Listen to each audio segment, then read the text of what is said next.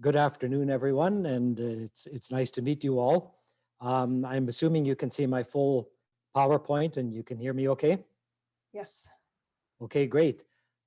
So what I would encourage you to do, what I would encourage everyone to do, is if you have a question as I go along, please feel free to interrupt, either jump in and just speak up, or go to the chat, and then Angie can get me to pause and answer any questions that you might have.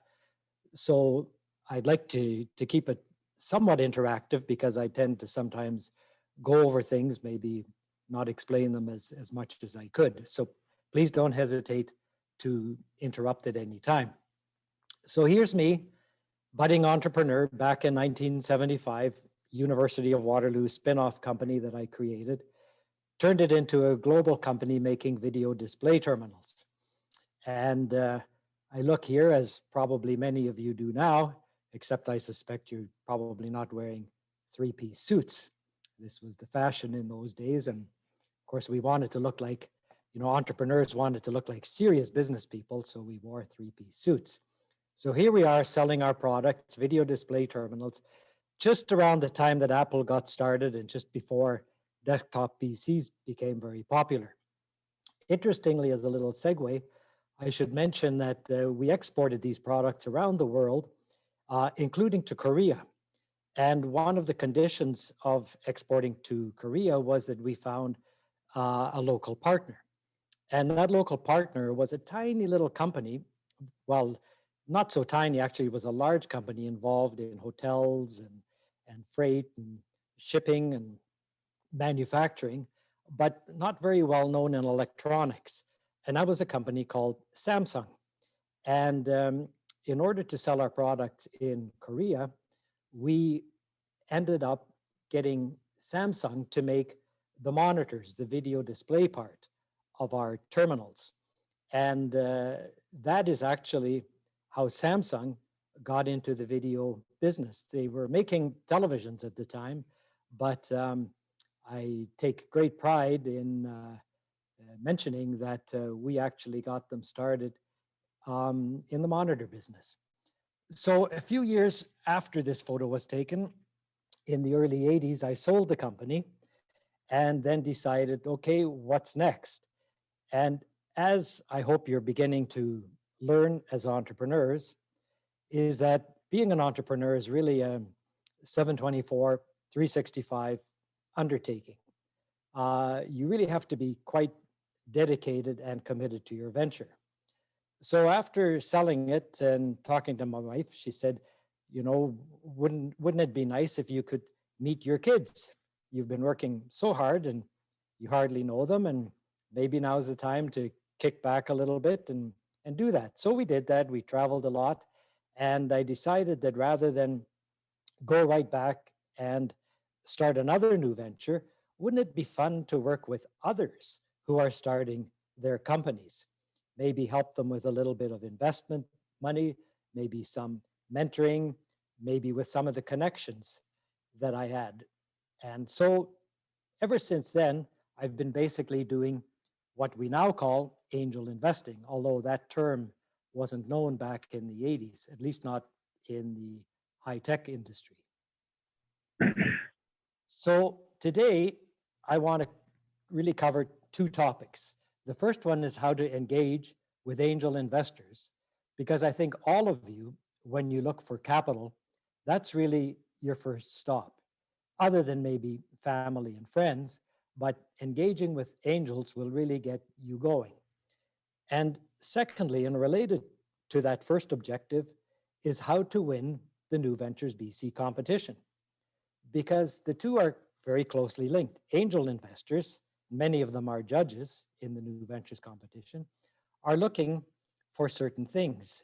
And in fact, it's what angels are looking for that helped us at New Ventures formulate the questions that we'd like you to answer to determine whether you are a potential winner or not. And both of these topics, or both of these objectives, require you to make a compelling business case. And that all comes down to making money. And it means for you to show how you're going to make money in your venture. And secondly, how investors are going to make money if they invest in your new venture. So to begin with, I'd like to just talk about some local success stories, because it's always great fun to look at others like you who've been there, done that, who have built successful companies. And I find that usually to be inspirational. Plus, and also very importantly, a lot of these people are here today to help you with your venture. Just like I did when I sold my company and I decided that I wanted to work with others, a lot of the angels or entrepreneurs that have now built and sold their companies, they've now got capital and hopefully some time that they can use to help you get you off the ground. So just a couple of companies that I'll mention here that have happened just in the last year, in fact, even in the last few months. And some of them, in fact, 3 on my list here are New Ventures finalists, and New Ventures, not just finalists, but winners. Abcelera is one that comes to mind. Abcelera is a company out of UBC that went public just before Christmas, and they raised $500 million on their public debut at a valuation of over $15 billion. There was an article in the Georgia Straight that talked about Carl Hansen, the founder of Abcelera, who is now worth $4 billion, that's B like Bob or boy, $4 billion. And I found that really interesting because some of our most famous entrepreneurs in British Columbia, like Jimmy Pattison, for example, who's always been at the top of the list, you know, it took him decades to build his fortune and get up into the billions of dollars. And here you have Carl out of UBC, $4 billion in under a decade. Very, very phenomenal outcome. A couple of other companies here that I'll mention that were involved with new ventures. There was Dark Vision, Stephen Robinson, second-time entrepreneur. He had another company that he formed before Dark Vision. That company was sold to Koch Industries, and I just give an approximate value here because of confidentiality reasons, but it was well in excess of 50 million. Similarly, Neurial, founded by 2 young female engineering graduates from UBC, sold out to Generac just 2 years ago, actually almost 2 years ago to the day, also for well over 50 million. Another company that I'd mention is one that I invested in just 1 year ago, actually in January of last year. And in less than 10 months, they sold out to a Toronto company called Intellex. So that's a pretty fast outcome. You might have heard of the E-myth. The E-myth is really the belief, it's actually, a book was written by Michael Gerber titled The E-myth. And in that, he basically, his thesis was that most entrepreneurs are really not entrepreneurs. They are really technicians suffering from an entrepreneurial seizure.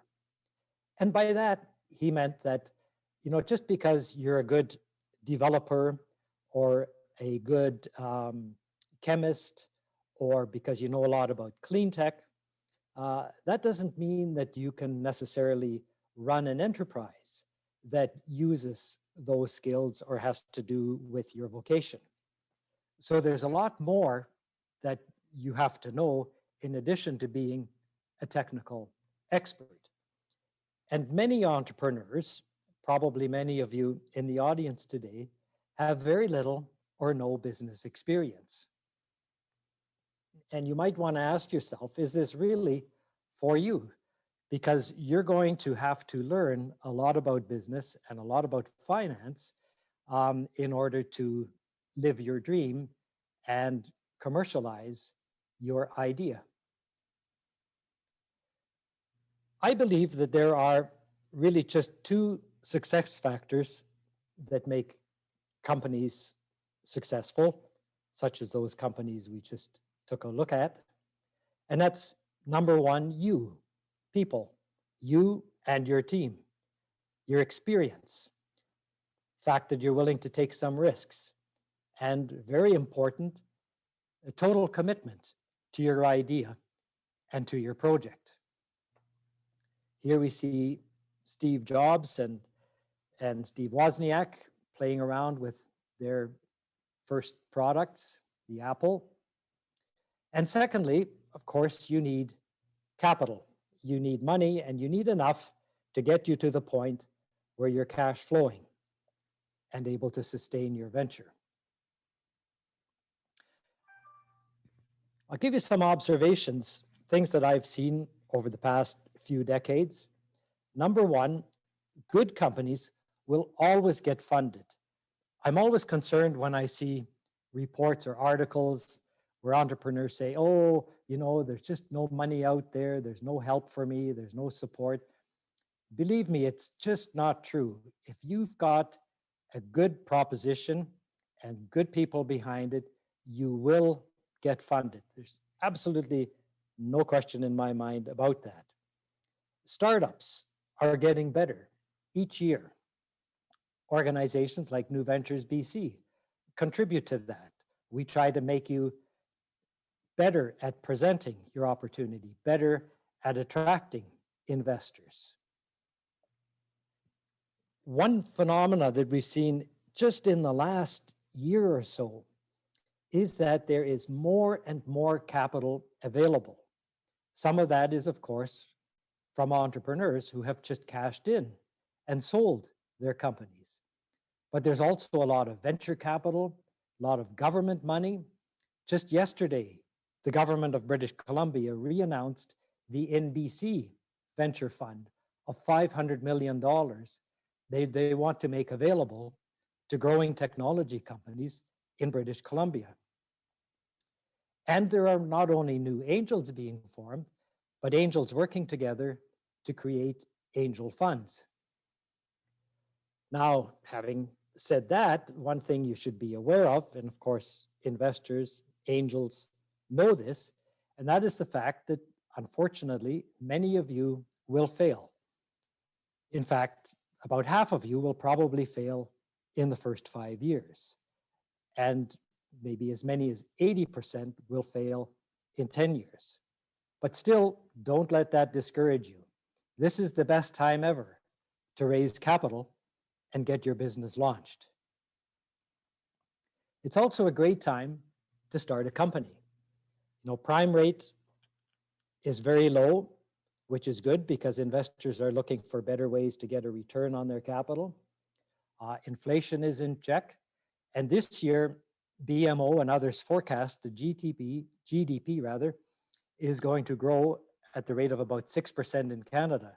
Now, admittedly, it was down a bit last year because of COVID, but the growth is good. That means the economy is bustling, people are investing, people are buying products, hopefully your products. Even though governments are tending to increase taxes, and of course, we'll see taxes rise because of all of the spending on COVID incentives and COVID relief programs. There are still many great reasons tax-wise to start a company. You have, of course, the small business corporation tax rate, and you have the capital gains exemption rate, which means that you as an entrepreneur can make around $900,000 completely tax-free when you sell your company, which is a wonderful incentive. And everyone that invests in your company can benefit from that capital gains exemption. We also have a lot of support for R&D. We have the scientific research and experimental development tax credits, which can contribute or pay you back up to about 68% of your eligible R&D expenses. We also have great infrastructure here, especially here in British Columbia. There are many accelerators, incubators, funds, organizations, industry groups that are out there to help you along the way. one of the special incentives that we have here in BC, and BC is very unique in this regard. In fact, British Columbia is the envy of the world, many say, because BC will give investors a 30% refundable tax credit when they invest in your company. So for example, if I put $100,000 into your venture, I will get back $30,000 from the BC government when I file my tax return. Whether or not I owe taxes or not, I will get that benefit. And of course, that means I have 30% more that I can invest in your company or in other startups. And another good reason to start a company is because, you know, creativity is one of those wonderful things where there are still so many uninvented things. And finally, of course, no matter what you might come up with, I'm sure that if you push it hard enough, you'll find someone in America that will like it and buy it. Let's take a quick look at the tech sector in British Columbia.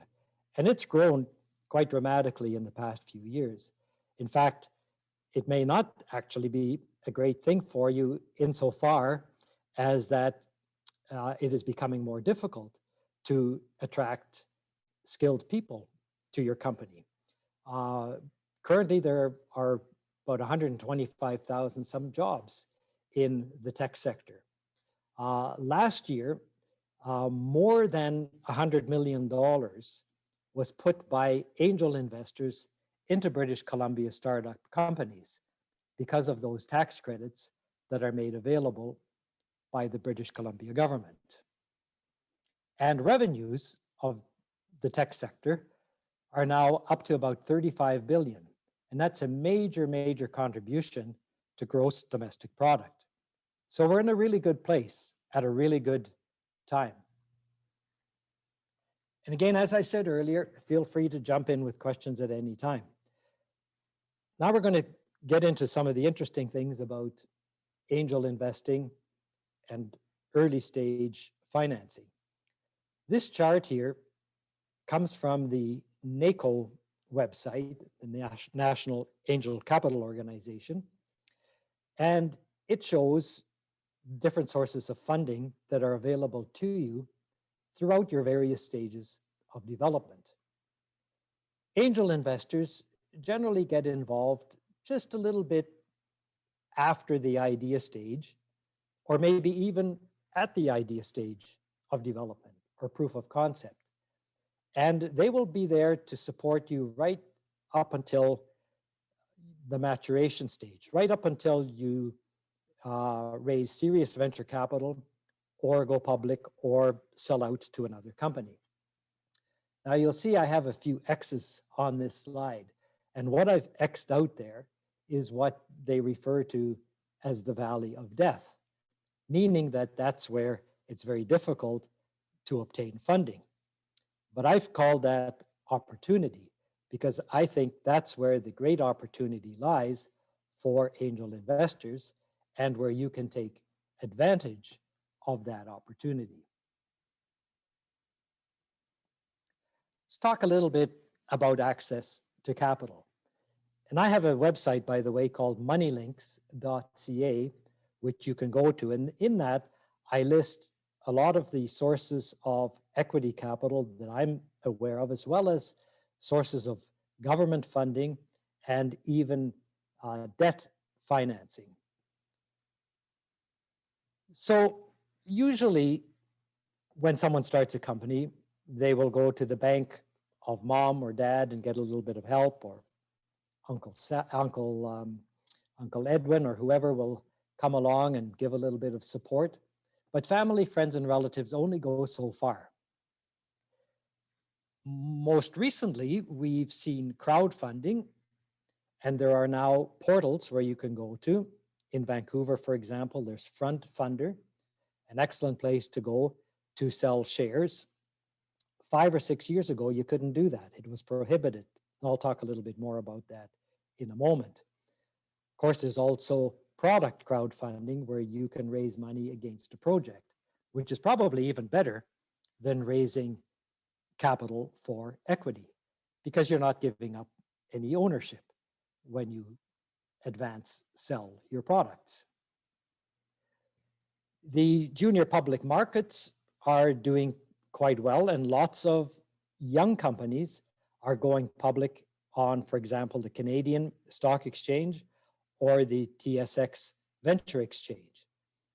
And personally, I think that's a good thing to do if you have very ambitious plans and if you want to build a large enterprise rather than just build a company to the point of being able to sell it to a larger company. But that's not easy to do and takes a lot of time and know-how. And then, of course, there are angel investors. And angel investors are great, but they are a small percentage of the population. And I'm going to explain a little bit more about what we mean and what defines an angel investor. But for now, just remember that there are not that many of them. And the challenge is for you to connect with them and find out where they're hiding and how you can pitch to them. Here's my favorite example of how crowdfunding was used for the Pebble watch. You can see here that $10 million was raised against this concept by 68,000 backers. And if you ask me, if you can raise $10 million like this, it's certainly much better, certainly better for you than to go to investors. In fact, it's probably a good idea to do both, because when you do product crowdfunding and you get this kind of traction on your product, investors really like that because it validates what you're doing and it tells them that there's an appetite for your idea. Now, I want to throw in a little spoiler, and a lot of people still do not know this, and I suspect that many of you today may not be aware of this. It's important for me to mention it because I don't want you to be breaking the law. It's not that you're going to go to jail. You might get a slap on the wrist, and it may make it difficult for you to raise capital in the future. But keep in mind that it is illegal for you to sell your shares to someone that you don't know unless you use a prospectus, which is kind of like a business plan with a lot of legal red tape around it, and that you are a registered dealer who is allowed to sell securities, i.e. shares, to the general public. So unless you have a prospectus and are registered, you cannot just sell your shares to anyone. There are exceptions to that. We call these exemptions. So you can use an exemption to the requirement to have a prospectus and be registered. And I'll talk a bit about what some of these exemptions are. These exemptions and these rules and regulations are as a result of our securities regulators, which operate in each province in Canada. It's always been a pet peeve of mine that we have so many regulators. For example, we have the BC Securities Commission in British Columbia, and we have the Ontario Securities Commission in Ontario. And although the rules are somewhat harmonized, there are some subtle differences. And for an entrepreneur to sell shares to an investor in Ontario is not as easy as it is for a BC entrepreneur to sell shares to BC investors. So there are provincial barriers, let's call them, to raising capital. And I think it's a result of our regulators being provincially authorized.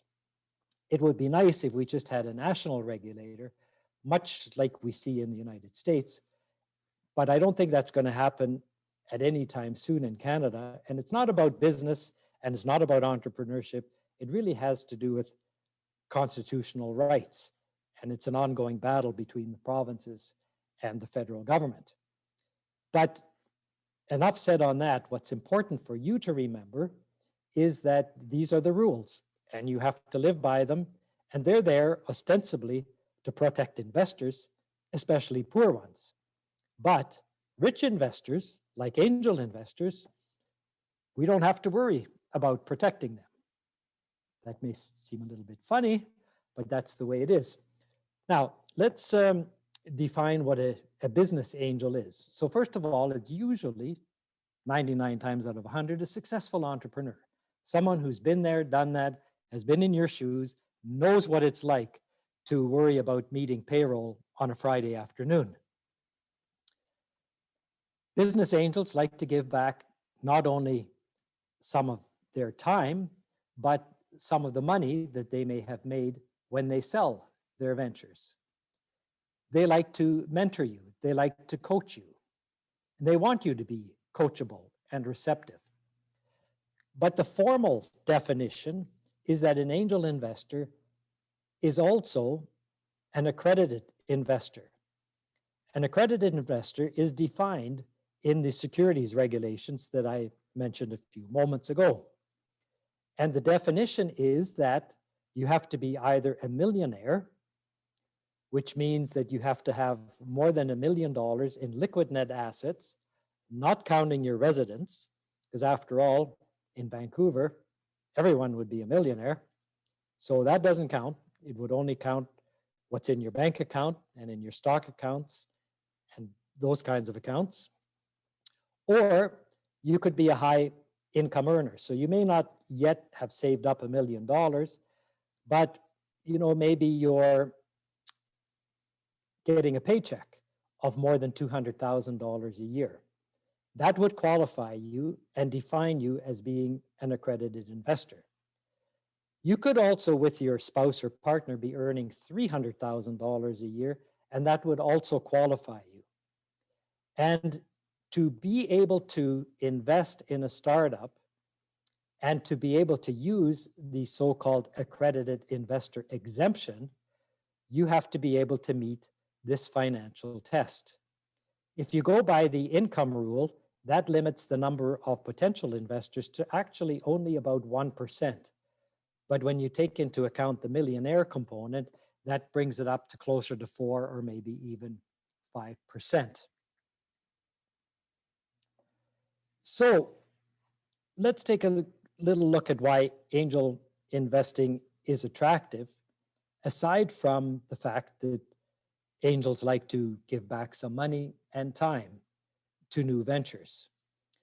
A number of years ago, Rob Wiltbank, professor at Willamette University in Oregon, did a study, a very seminal study on the returns to angel investors. And he looked at thousands of companies. And what I'm showing you here is a summary of that. And the bottom line is actually shown at the top of this slide here at 27% compounded annual rate of return on average. This is all about averages. So if you're an average angel investor in North America and you invest in the average number of companies, etc., you will earn overall on your portfolio a return of 27%. Now, when rich people look at asset classes that they could invest in, this stands out as being extremely attractive.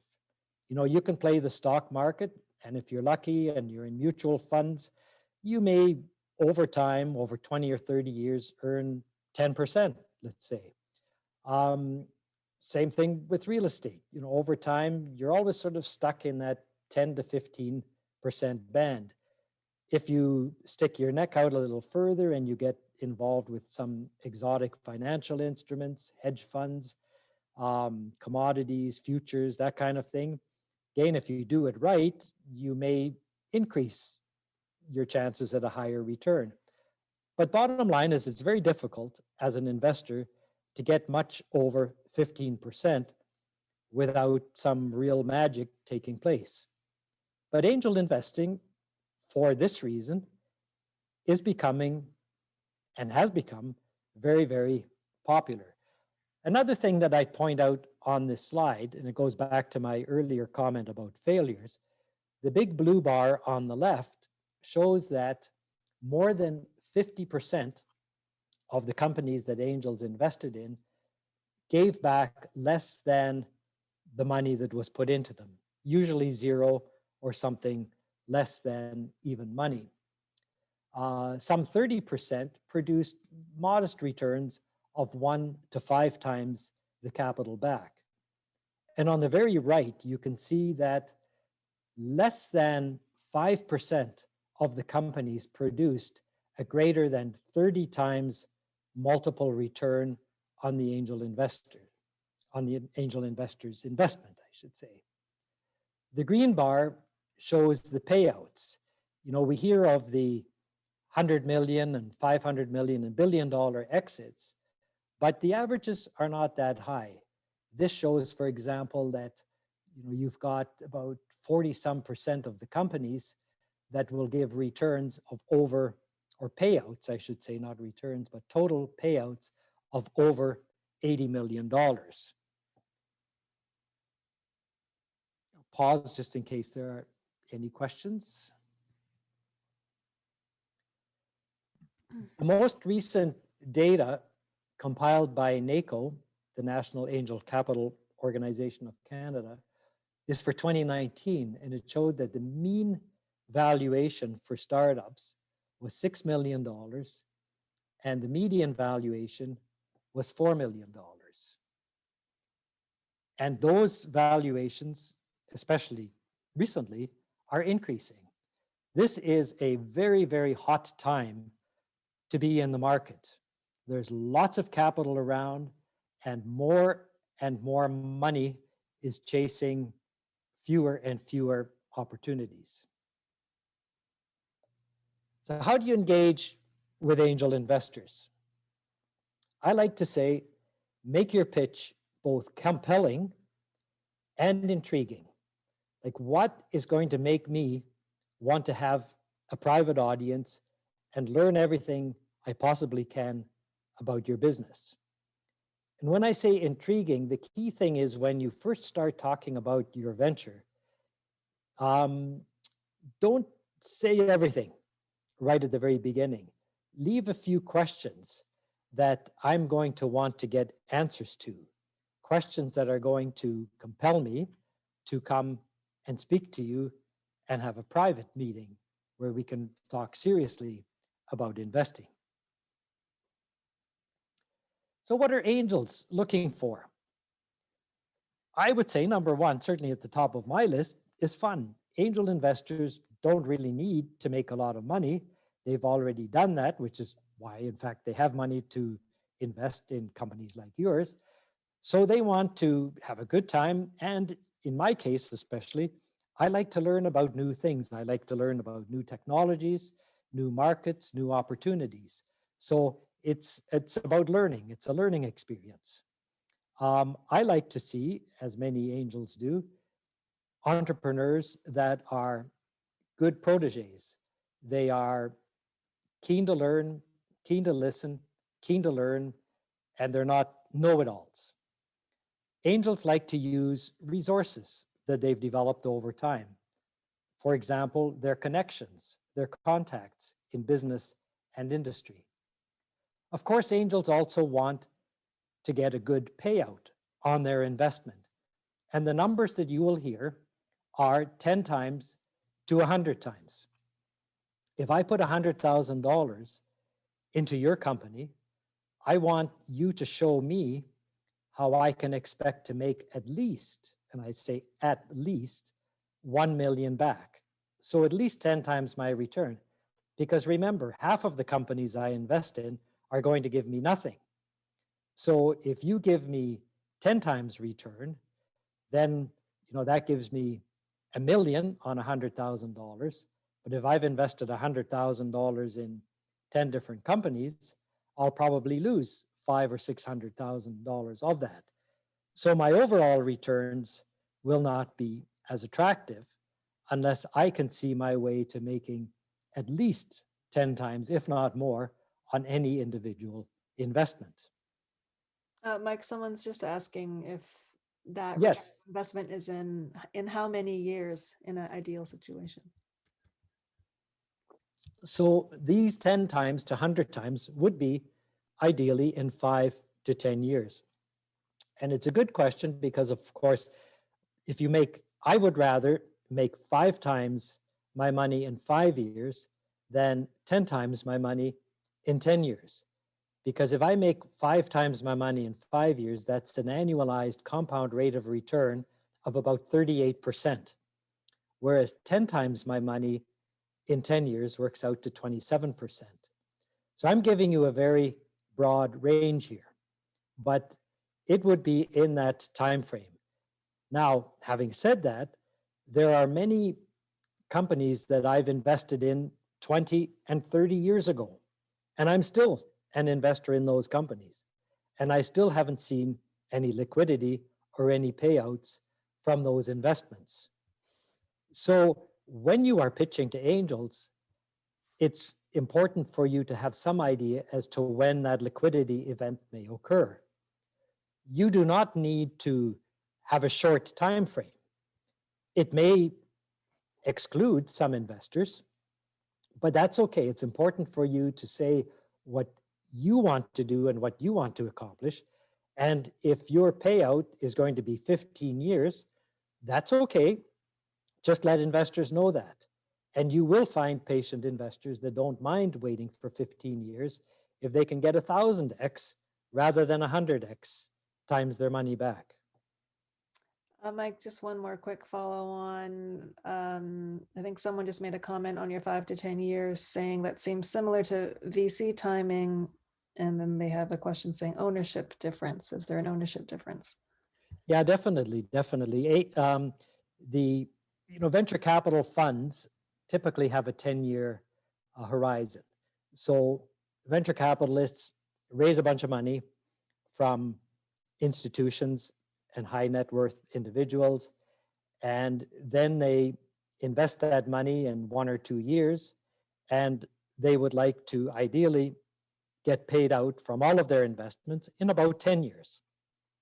It's one of the big differences between venture capitalists and angel investors.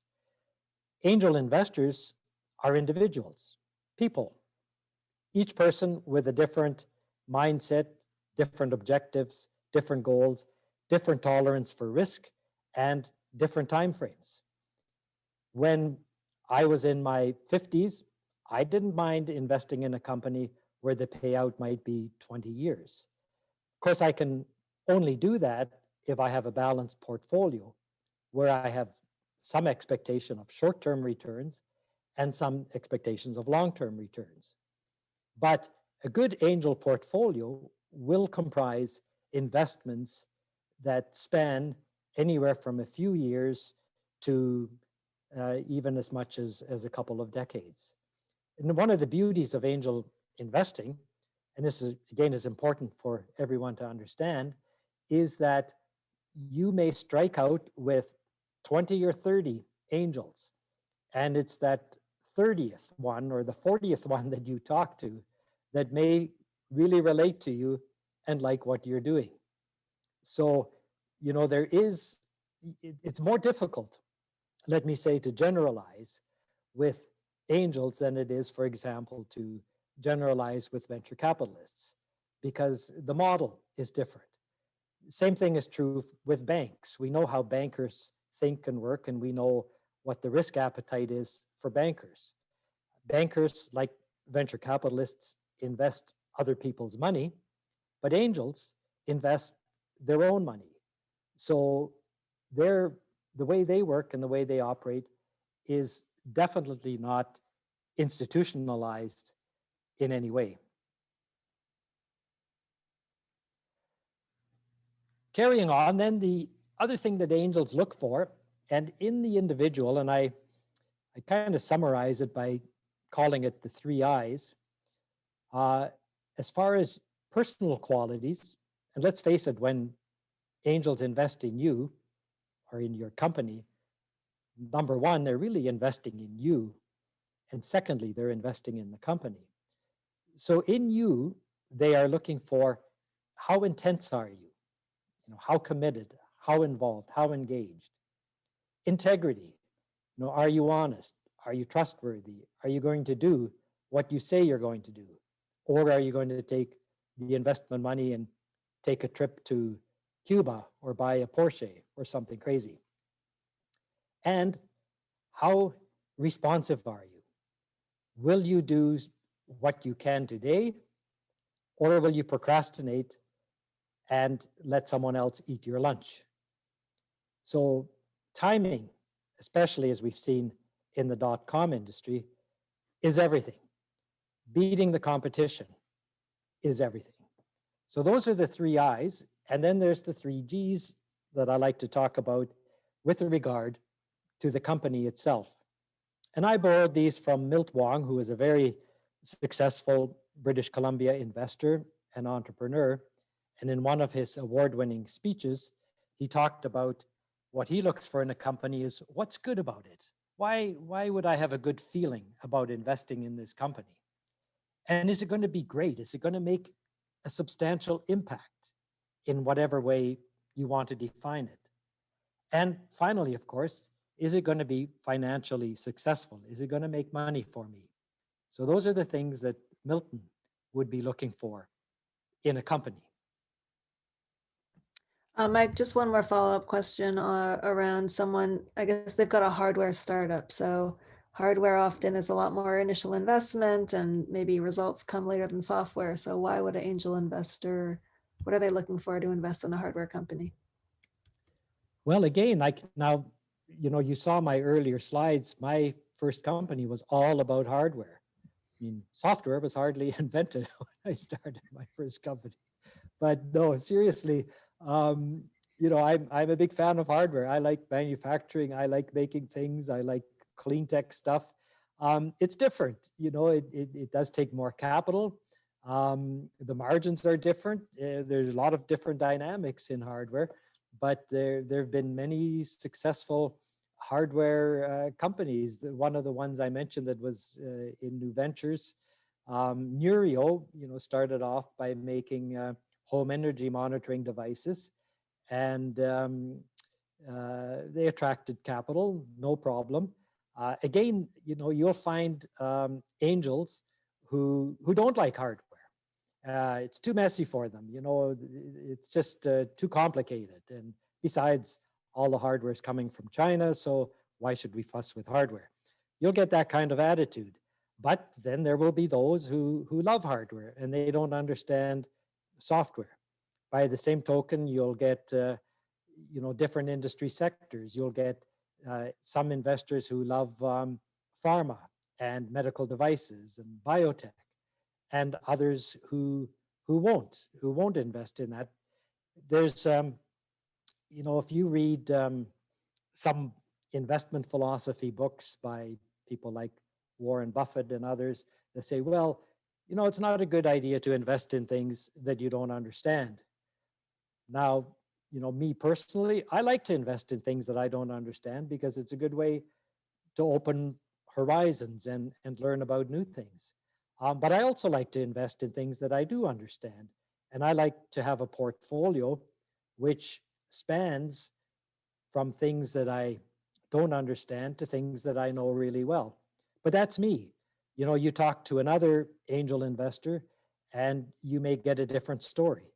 So again, that's what's good about angel investing. There'll be an audience for you regardless of what industry you're in and what it is that you are attempting to commercialize. Yeah, there is one quick follow-up, Mike, but I know you want to get through your presentation. So, and I think the answer will depend on the angel, but someone else is asking just at what stage angels like to get involved in hardware companies, during product development, or do there needs to be traction? Same thing. It's all over the map. Yeah, exactly. So what would you offer angels? Well, of course, you'd offer them ownership. A good rule of thumb is on your first round of investment, you would probably give up somewhere between 20 and 30, maybe even 40% equity in your company to one or more or a group of investors. You would probably give them participation, not just in equity, but maybe in governance. Maybe they will, or one or two of them might join your board of directors. And that's something I highly recommend. They may also be advisors or mentors to you. And of course, you would offer them the potential of that upside gain that we covered moments ago. When you first talk to an angel investor, you will negotiate a term sheet. The Angel Forum, one of the angel venues that meets regularly, that I'm involved with, tomorrow, in fact, is doing, I think it's tomorrow, is doing a webinar, 3-hour webinar on this very topic. And term sheets vary a lot from deal to deal, but there are certain clauses and certain terms that are important for you to be aware of.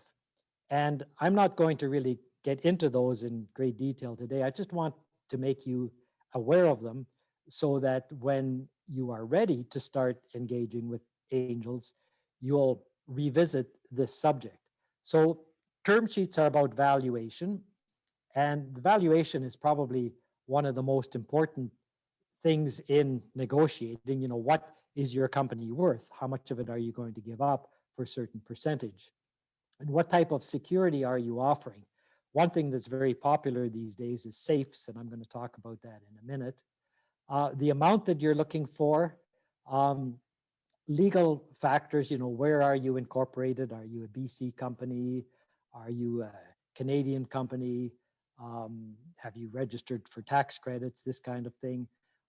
What are rights that you're giving to investors, information rights, voting rights?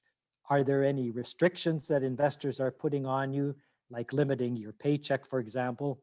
I like to limit your paycheck because I figure you're going to get the big payout when you sell your company.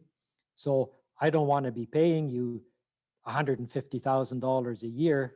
I'd rather see you have 40 or 50% ownership in the company. Vesting is important. That's a subject that usually shows up in a shareholders agreement. If there are 3 founders and you each have equal ownership, what happens if one of you quits after a year? Do those shares go back to the company, or does the person who quit just simply have them and benefit from the hard work of the others? So these are some of the things you'd put into a shareholders agreement. And then the cap table, the capitalization table, in other words, and options. Who owns the shares in the company? Who has options to buy shares in the company? You can learn about term sheets and a lot about this terminology in the Common Docs section of the NACO website. I'll talk just a moment about safes, and I'm doing that because we're seeing so many deals lately that are being done using safes. Safes evolved out of Silicon Valley at Y Combinator. SAFE is an acronym for Simple Agreement for Future Equity. I can tell you that they are actually good for you. They're good for the entrepreneur, but angel investors like myself absolutely hate safes for many reasons. I just want you to be aware of that so that when you're talking to investors, it's important that although it's good for you, you may get some pushback when you talk about safes. And I think we've come up with a solution to a safe. It's something I call a safety. It basically accomplishes the same thing, except it's a clause in a regular standard subscription agreement. The reason that safes were created was because they avoid the valuation question. They say, okay, we're going to put money into your company, but we're not going to put a value on it until you raise a huge amount of money on a much bigger investment round. I believe that these documents, even though they're called simple, they can actually be quite complex. The problem is that investors are not shareholders. They're just unsecured debt holders. They're not any party to a shareholders agreement. They may have a great risk exposure, especially if the safe never converts to equity. And so a solution that I and others are proposing is that you just simply issue plain vanilla common shares at whatever valuation, even if it's a high valuation, with a future adjustment in case that future valuation is lower than you expect it to be. So I'm not going to say much more about that because of time limitations, but I just wanted to point it out that it's a very topical discussion these days. So I want to tell you about how to connect with investors. A good place to begin, of course, is new ventures, because so many people involved with new ventures, the mentors, the judges, the directors, are to a large extent angel investors, big ones, little ones, whatever. And unfortunately, because of COVID, we don't have as many networking, in-person type networking sessions, but those are great ways to meet them. But in the meantime, the online sessions are okay too. In Vancouver, we have Vantech, which is an organization that I created over 20 years ago, and it meets every month. In fact, I should say that the next session is in a week from today, next Wednesday. And if anybody in the audience wants to attend that, I would be more than happy to invite you as my guest, no charge. You can just join in and see what it's like. You can hear some great pitches. You can meet some angel investors. You can hear the kinds of questions that are asked. And hopefully you can learn a little bit more about pitching to angels from a real live event. I want to say a quick word about angel funds, and I'll take the liberty of using my own fund, which is called the WUTIF Angel Fund, which is an acronym for Western University's Technology Innovation Fund. And my fund consists of a whole bunch of angel investors who together invest in startups. So we are looking right now, we have capital, and we're looking for startup opportunities. We like to put about $100,000 into a startup company, and we'll usually double down or triple down as the company makes progress. And we like to get involved at the very, very early stages, ideally when you're ready to commercialize, but sometimes even before that.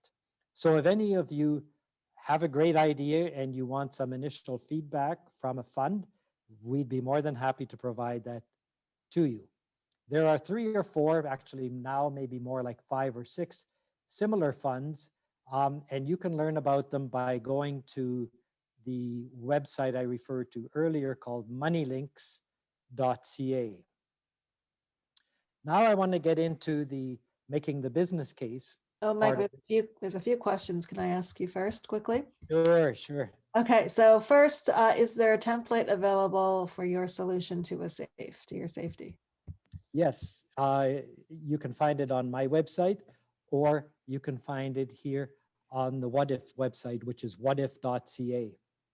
Okay, I'll add those links in the chat momentarily. Yeah, if you go to wutif.ca, you'll see a blog on it, you'll see a discussion on it, and you'll see some templates. Okay, many people want to be your guest at the next Vantech event. Do you want me to just collect names and get them, send you a guest list, or how do you want people to do that? Yeah, either through you, Angie, or they can, at the end of the presentation, I've got my email. It's just mike@volker.org. And if they send me an email, I'll put them on the guest list. Okay, perfect. So everyone take note of that. And finally, Rob is asking, can you explain the difference between a BC angel who would want 20 to 30% versus a US investor who would only expect 15%? I'm not sure I understand that question. It could be that by implication there, you're saying that the US investor is willing to go along with a higher valuation and take a smaller equity position.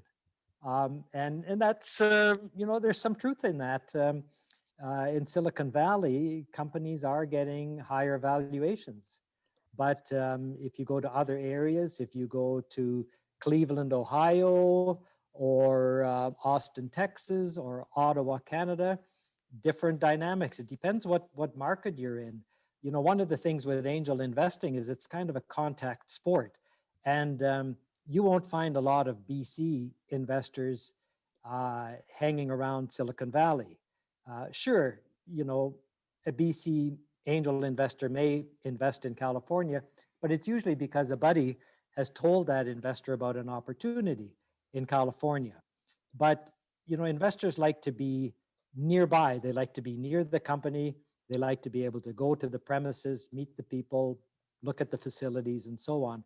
So it's very unusual for entrepreneurs to get their first capital from angels who are not geographically nearby. It always starts with getting a few nearby, and then, you know, they may bring others from further afield. But depending on where you're located, you know, the numbers, the dynamics will be different. Valuations will vary from place to place. And that's largely because of competition. Obviously, if there are way more angel investors in California, um, that's good for entrepreneurs because they can get a better price for their shares and better valuations.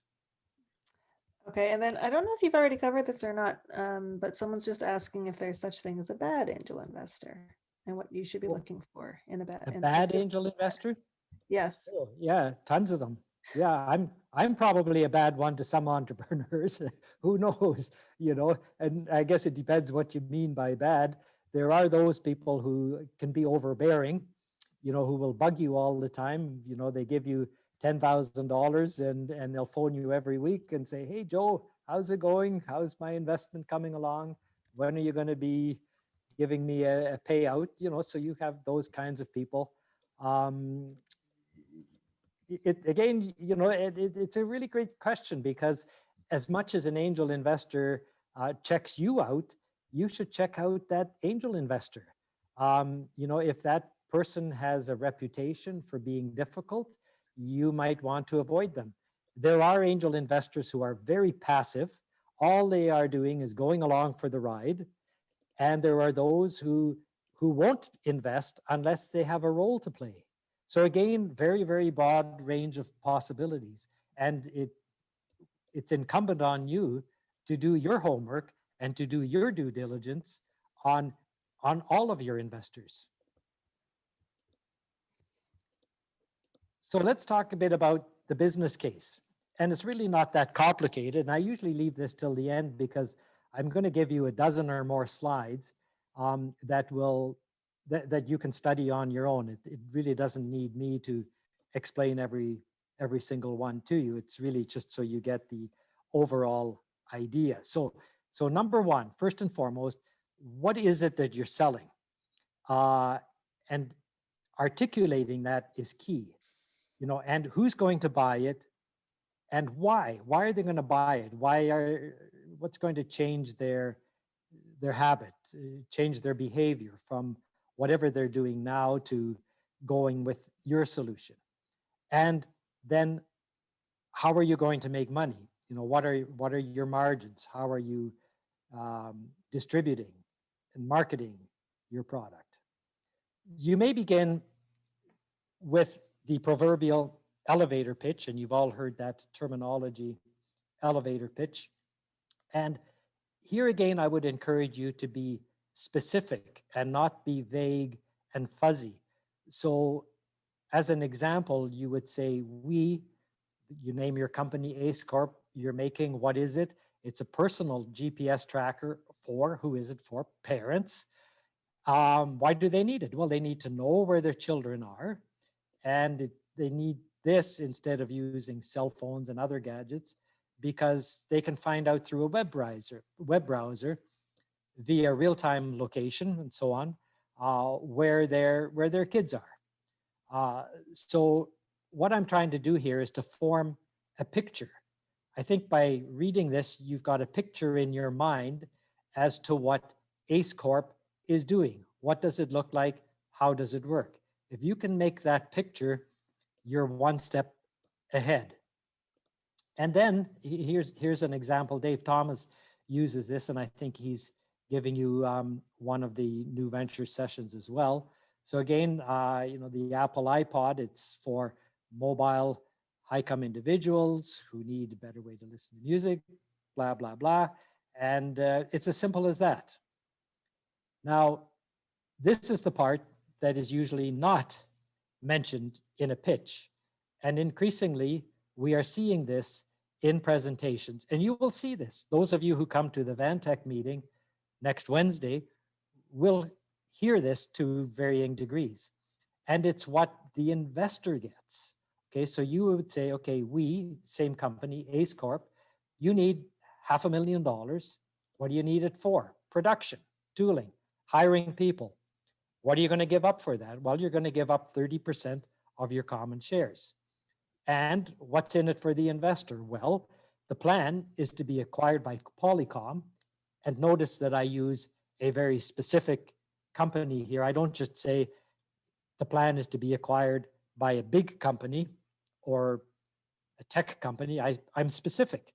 So I've done some homework. I know who might be interested in my company as an acquirer. And I've got a price in mind. Okay, they're going to buy it for $15 million. You can see my pitch is a little dated. Should say just change that to 2024. And that's going to give you, the investor, a 5 times return in 5 years, which is 38%. So if you can articulate something like that, investors like to hear this. What they don't like to hear is a bunch of BS. So just for fun, when you make presentations, for example, at Vantech, we like to lighten things up a little bit now and then, and we play this bingo game. And the way it works is that if you use any of these words, the angels get to cross them off if they can hear you use one of these words. And if they can score a bingo, i.e. a straight line, they say bingo, and that's the end of your presentation. Now, I just say that to throw in a little bit of humor here, but the truth of the matter is that, everybody says, oh, we've got world-class products. We have a competitive advantage, and we've got this ground floor opportunity that we want to get you in on. And, someday we're going to do a NASDAQ IPO. Well, these are non-statements. They are too fluffy. They are too obtuse. They're too vague. And investors will tune out. So what they want to hear is specifics. Be as articulate as you can. Mike, someone was just asking, Will was asking, what are the differences between all the local angel groups? Like there's Vantech, eFund, WUTIF, I know Valhalla, etc. Very similar. And you will find that they have a lot of the same people. For instance, I go to almost all of them.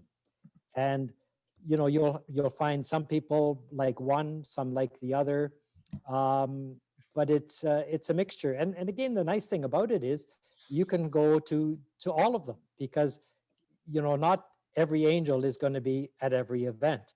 So it's an opportunity to, like a TV commercial, to be repetitive and to pitch your wares more than once. But there isn't a great deal of difference. None of them charge a great amount. The one exception is the Keiretsu Forum. The Keiretsu Forum is a little bit later stage. They're not as interested in raw startups. So you would go to the Keiretsu group at about the same time you might go to venture capital investors, because the angels in Keiretsu are very, very serious and they're global. It's a way that you can connect not only with angels in BC, but angels in the Pacific Northwest and around the world for that matter. The competition, getting back to the New Ventures competition, I've often get asked, is it a business plan competition or is it a business competition? And the answer is that it's really both. It's the business that ultimately people invest in, but it's your plan, it's your presentation that explains the business. So that's what we want to talk a little bit about in the remaining time. And what we say to the judges is that in their judgment, they have to pick the company that's most likely to be commercially viable with the greatest value. So you may have a company that is a slam dunk, but it's not, it's not going to be great. On the other hand, you may have something that's kind of risky and futuristic. Maybe it's technically challenging, but if successful, it could have a humongous value, right? So somewhere in between, the judges have to pick something that is ambitious, yet something that's going to be valuable and exciting and scalable. And as far as scale goes, it's important for you to tell your story. Now, some of you will have forecasts that say you're going to hit $10 million in 5 years, and some of you are going to try to hit $100 million in 5 years. What's important is for you to say to investors what you want to accomplish. If you think the investors, like venture capitalists, for example, they're looking for the $100 million opportunities. But if that's not you, don't stretch it. Just say what you realistically want to do, what kind of a business, even if it's a so-called lifestyle business that isn't going to set the world on fire, you can still get support for it. But just be honest. And again, if you're honest and you tell the story the way you believe it from your heart, you will find someone that is keen to support you. I promise you. And it all comes down to P&L. And there are two P&Ls. There's the financial P&L, i.e. profit and loss and cash flow. What are you selling? Who's going to buy it? How much you're going to make? And equally, perhaps more importantly, what about you? What's your passion? And do you have the leadership capability to lead your team to success? New ventures. Round number 1, you're all past that. That occurred a couple of weeks ago. And there are 206 of you, I understand, that are now in the process of preparing feasibility submissions, which are short documents due May the 6th at 7 p.m. 40 of the 206 will move on to an intermediate round.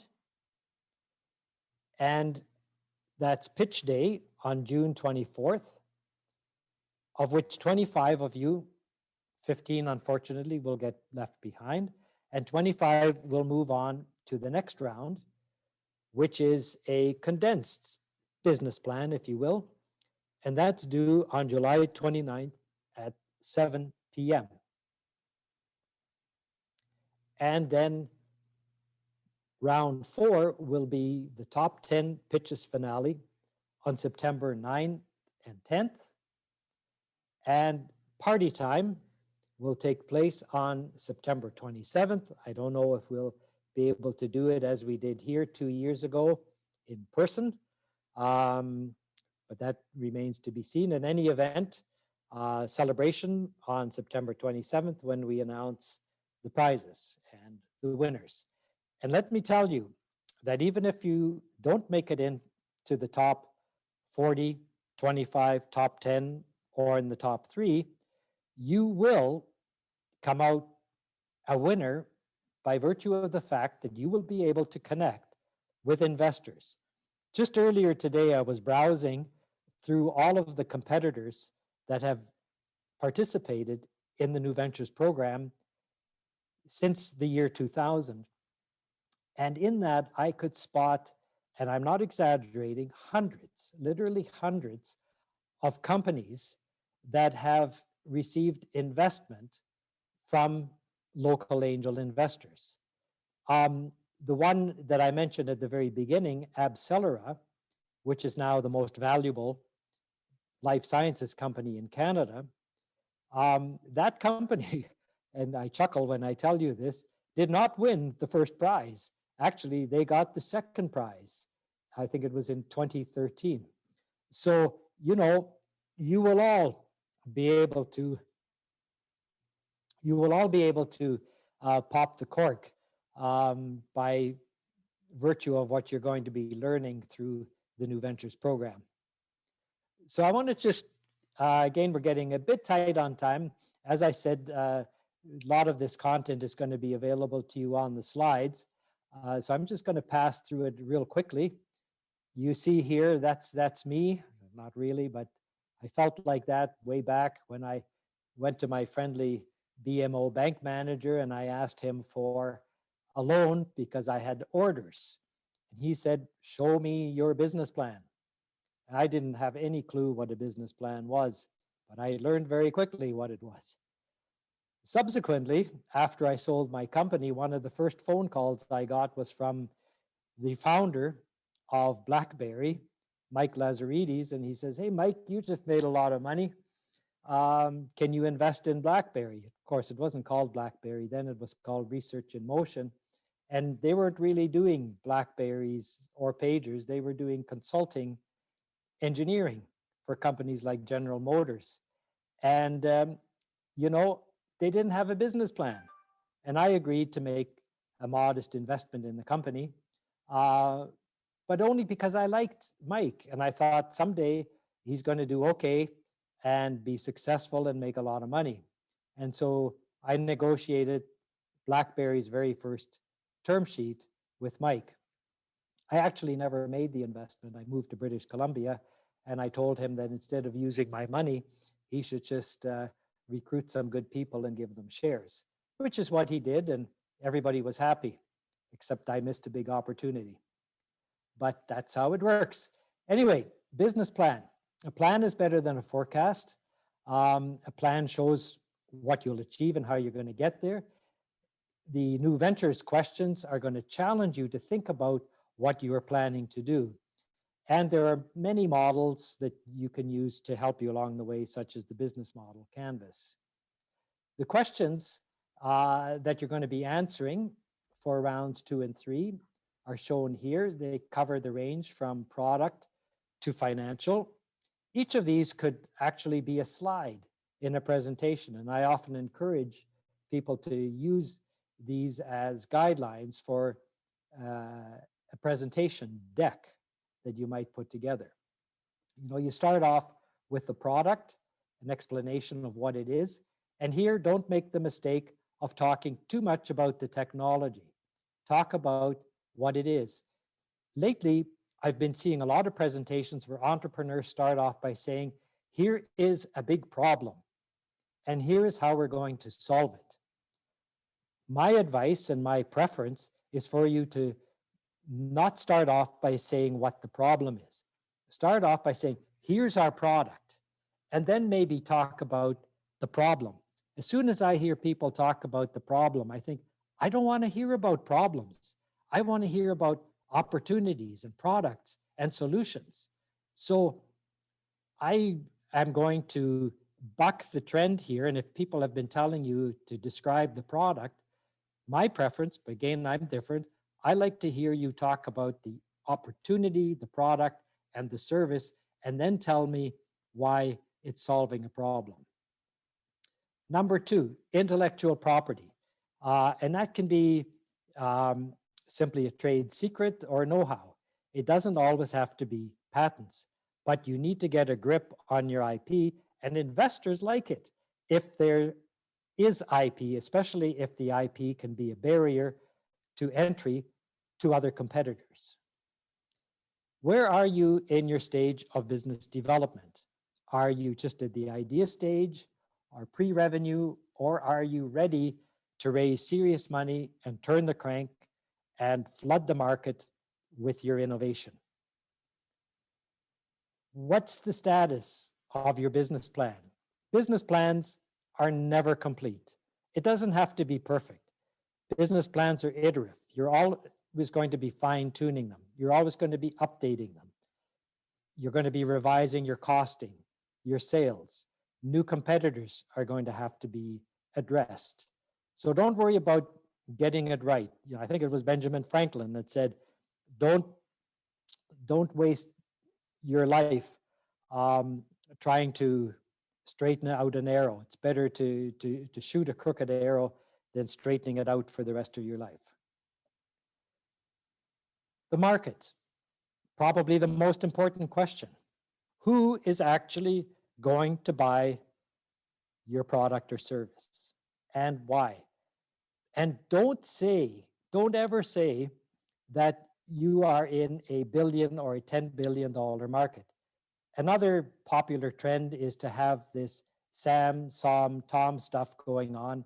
And that's another, for me, it's another one of those angel BS things. I don't really care that you're selling into the multi-billion dollar automobile market. If you're selling an AI guidance system for automobiles, I want to know what the market is for AI guidance systems. I want you to define your market as succinctly as you can. I believe that that is one of the reasons why Apple has been so successful. Regis McKenna was one of the advisors to Apple in the earlier years, and I believe that Apple followed his advice that he wrote up in a seminal paper published by Harvard Business School called Marketing is Everything. Question 6, distribution. How will your customers buy it? What's your strategy for getting it to market? Competition. There is always competition. But what makes you different? What makes you better? What are the barriers to entry to competitors? What are alternatives? If you don't think there's competition, just do some Googling. You'll probably find some. It always amazes me how I'll go to an angel presentation in Vancouver, and then I'll go to one in Australia, and I'll hear very similar pitches, and yet the companies don't know about each other.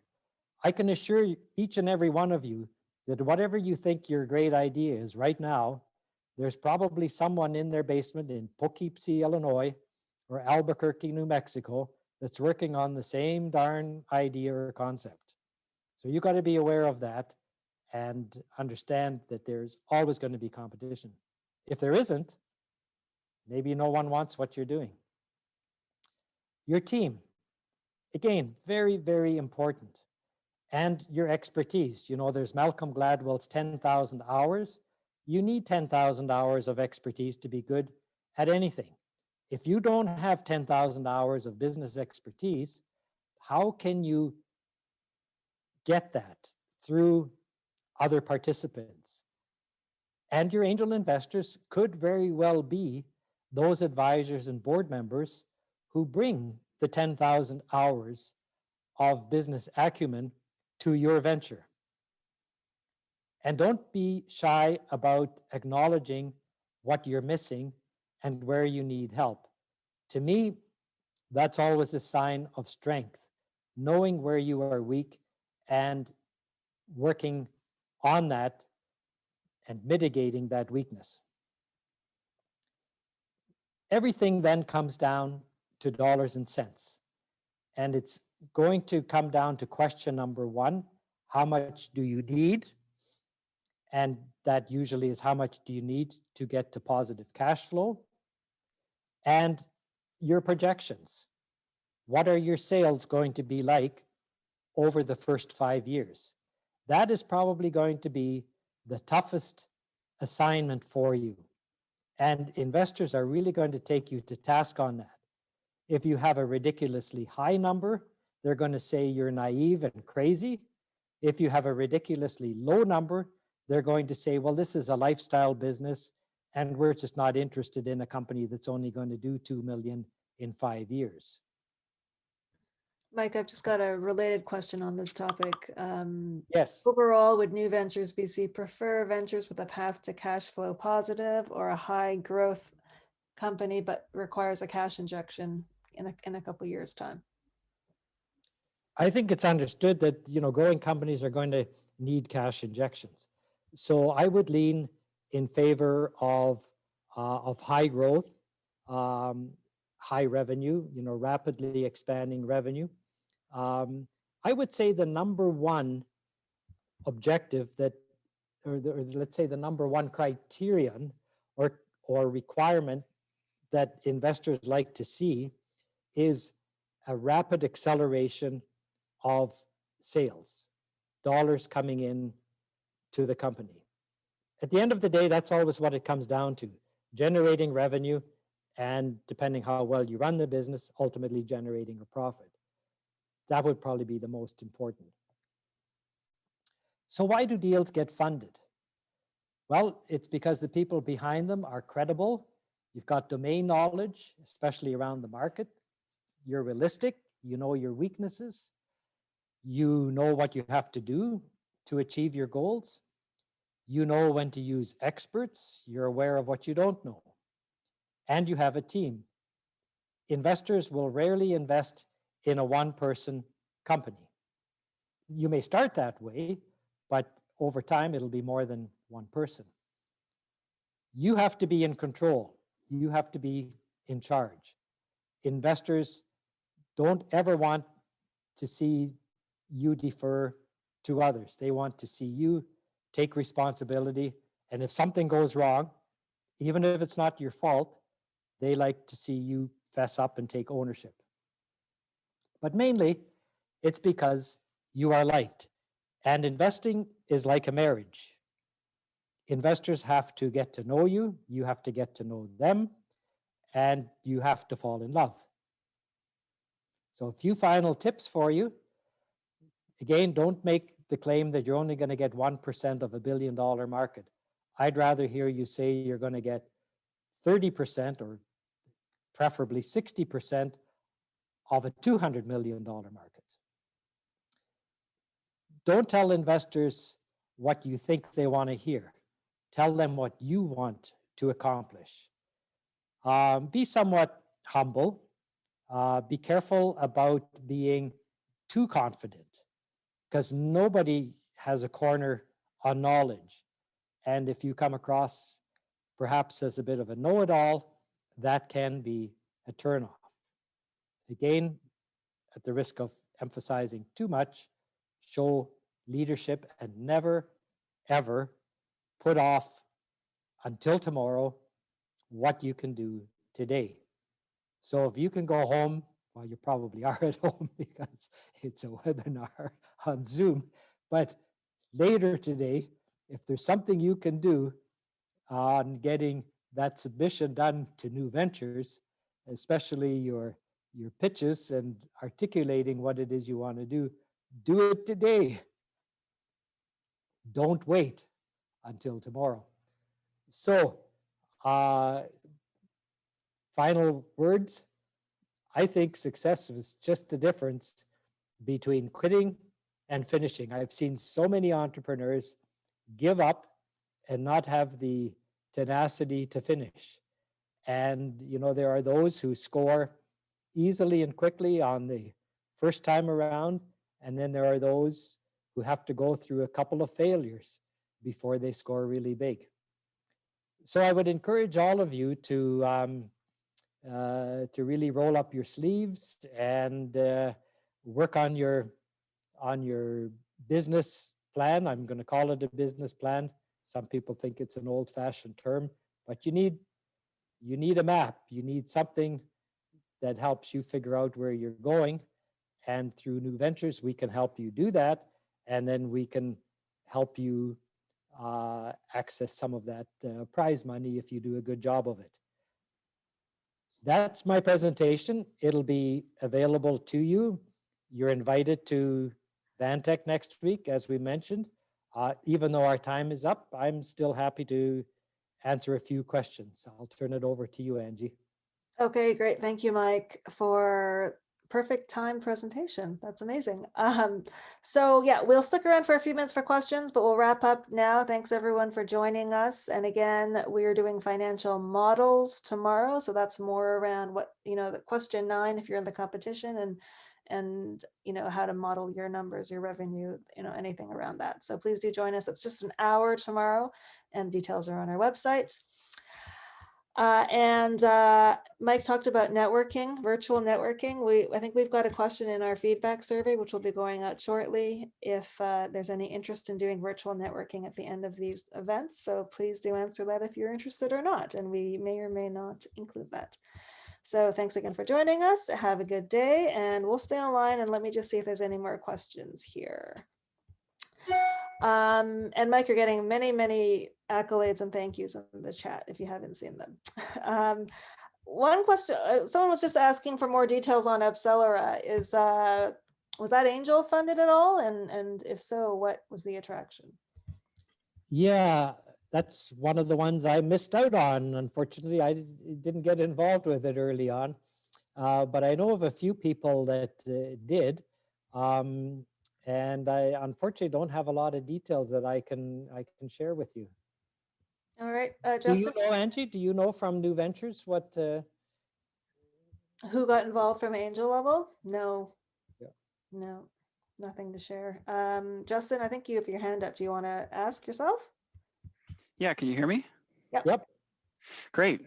Well, thanks for the presentation. Very valuable. So thanks for your time. My name is Justin. I'm from Movement App. Happy to share the stage with all these other great companies. Just going back in your slide deck to the National Angel Capital Organization, Yes. you spoke to the median and mean valuation for Yeah. the 2019 survey.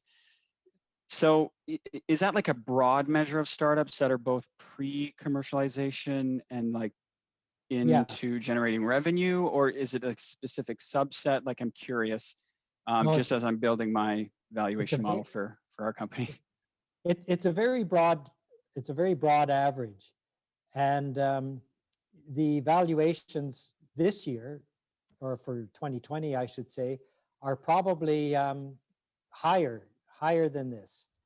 So this is the slide that you're referring to. But we are seeing valuations even getting close to $10 million. Um, there's an excellent uh, there's an excellent YouTube put out by an angel in Seattle who talks about um, the idea that, and I totally believe this, the idea that on each round that you're raising, regardless of how much money you are looking for, you're going to have to give up between 20 and 40%. I think I actually had it in one of my slides, I said 20 to 30%. So if you're looking for, say, $1 million, then you're looking at a valuation of, say, around 5 million, say 4 million, 5 million, something around there. If you're raising 2 million, you could be looking at a valuation of 8 to 10. So it's kind of strange when you think that the amount you're looking for drives the valuation. But there's a good reason for that. It's because it has to do with participation. You know, you're bringing something to the table and the investor's bringing something to the table. So you're bringing something that, let's say, needs $1 million to get to first base. And so you need the million, and the investor has your commitment to do your part of that. So it's a matter of sharing that pie. And you're saying to the investor, well, for your million, I'll give up a big chunk, and that chunk could be 20, 25%. And that's really what drives the ultimate valuation. And even though a lot of people don't like to admit that, that is really what's happening. And it's market driven. You know, and by the same token, that range will vary, as I explained earlier, depending on what city or location you're in. All right, Clay is asking, what do you look for in an exit strategy? And I'll preface that also just to say that we do have David Raffa coming on later to give an exit strategy talk as well. Yeah, so, and you know, different angels will have different views on this again. But I think everybody wants to know roughly how long their money is going to be tied up. Because, you know, unlike investing in a public company, when you invest in a private company, you're stuck there. You can't just call the company and say, hey, I want to buy a new car. Can you cash me in?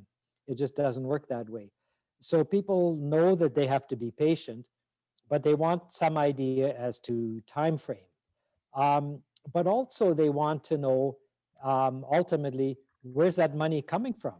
You know, who specifically might be some of the companies in your industry that could be interested in acquiring the company?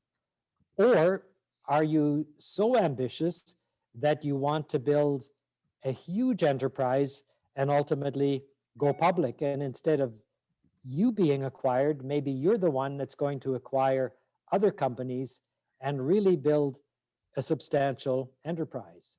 So these are all factors to consider. Okay, I think we've got 2 more questions and then we'll call it a day here. Oh, Anthony's, I guess, pitching at Vantech next week, wants to know if you have any tips or things to focus on in the 90 seconds.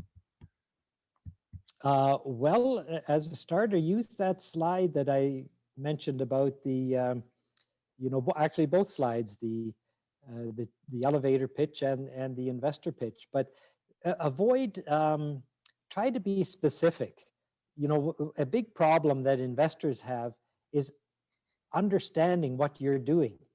I have to tell you that about half of the presentations that I hear, I don't get in the first 1 or 2 minutes of the presentation. They start off, as I said, with talking about problems that they're solving. Or maybe they start off with competitors. I just want you to say, here's what we're making, here's what we're selling. And then right away, I can form a picture.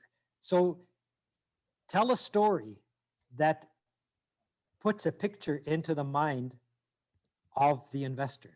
That's the best advice I can give you on that. Okay, that's Thank you very great. much. All right, and finally, Ben is asking if there is a company with multiple team members, does the CEO or founder need to have full control of the company to be attractive to investors? Yeah, now when I meant control, be very careful. I meant being in charge as a leader would be. I don't mean control in the sense that you can do whatever you want because you own most of the shares. And we didn't have time in the webinar to cover it, but investors will want to take some control away from you. In fact, I can tell you that even though you may still have more than 50% ownership of the company, you are not going to be able to do whatever it is you want to do, because your investors are going to want to have a shareholders agreement where you agree to abide by certain things that you negotiate with the investor. Like, for example, that you're not going to give yourself a really big paycheck, or that you're going to run out and spend the money on something that you didn't agree to spend it on. Or most importantly, your investors are going to want to see a board of directors, and they may want to put somebody on that board of directors. So they will want you to have limited control in terms of ultimate decision making, but they want you to be confidently in charge of running the business on a day-by-day basis and relying on your board whenever there's a decision that requires, let's say, a major financial decision that's required. All right, I think that's it. That's a wrap. Thank you, Awesome. everyone. Thank you very much. Yeah, thanks, Ben. So thanks again, Mike, for staying a little bit Okay. over time. Thanks to everyone. You had 60 people pretty much stay overtime with us. So yeah, lots of good information here. So thank you again, Mike. Thanks everyone else for joining us. And My pleasure as always. Great. Thanks, Mike. And I'll figure out the guest list for Vantech with you. I'm sure some people will email you and I'll send you a list of anyone I get as well. Okay, great. Okay. Thanks, everyone. Have a good Great. afternoon. Bye. Thanks, Mike. Bye-bye.